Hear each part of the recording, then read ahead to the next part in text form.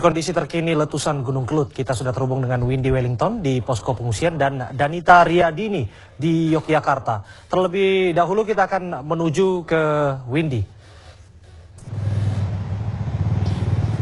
Ya, untuk update terkini terkait kasus ataupun kondisi dari Gunung Kelut yang bisa kami kabarkan saat ini memang berdasarkan himbauan dari Kepala PVMBG Hendrasto yang menyatakan bahwa status dari Gunung Kelut sendiri sekarang ini masih awas, meskipun untuk tremor sendiri sudah lebih normal dibandingkan beberapa hari yang lalu.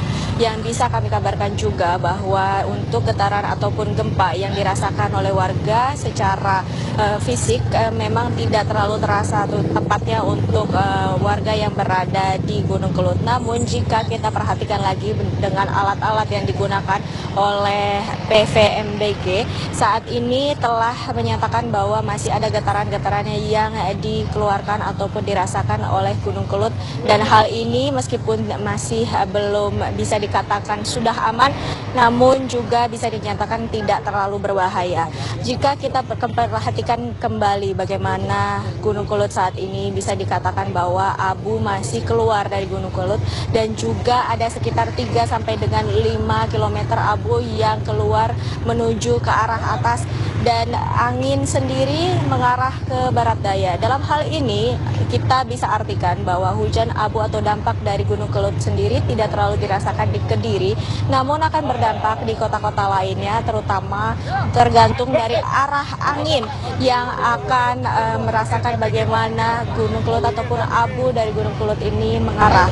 Jika kita perhatikan lagi bagaimana kondisi dan juga suasana saat dari masyarakat pasca meletusnya Gunung Kelut, ada beberapa tempat yang telah kami pantau, yakni di daerah Margomulyo sekitar 5 sampai dengan 3 km dari puncak Gunung Kelut, yang saat ini masih ada banyak warga dan juga masih ada beberapa orang yang tetap memaksakan diri untuk kembali ke rumah masing-masing, baik itu untuk membersihkan atap rumah mereka dari abu vulkanik yang sebelumnya telah keluar saat letusan Gunung Kelut, dan juga membersihkan jalan.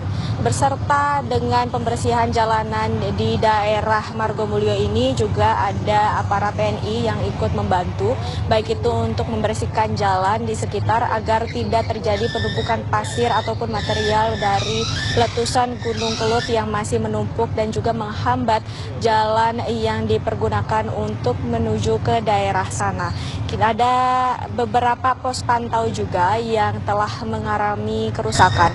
Untuk di Gunung Kelut ini ada beberapa alat yang sebelumnya digunakan untuk memantau bagaimana getaran, tremor, dan juga kondisi Gunung Kelut. Namun alat seismograf yang sebelumnya dipakai, 4 dari 5 alat yang sebelumnya digunakan ini rusak.